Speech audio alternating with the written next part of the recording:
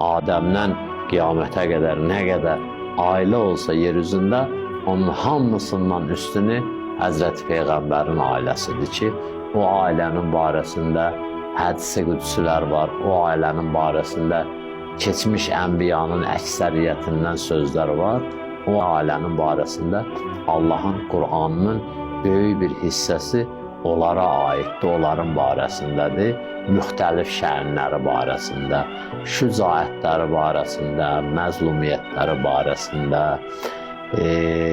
insanlara höccət olmaları barəsində, onların məsələn şəxsi əməllərinin barəsində.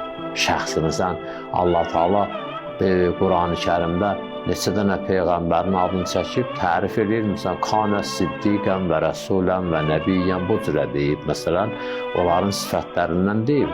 Məsələn, Peyğəmbərin Əhl-i Beytinin mövzusunda tək elə deməyib siddiqən, məsələn, rəsulən, muxlisən deyib, böyle gəlib əməllərinin cüz'iyyatını gətirib. Məsələn, yut'imunət ta'amə alə hubbuhi miskinən və yetimən və əsira. Bunların ithamından danışıb, bunların ithamı nə üçün eləyiblər, ondan danışıb.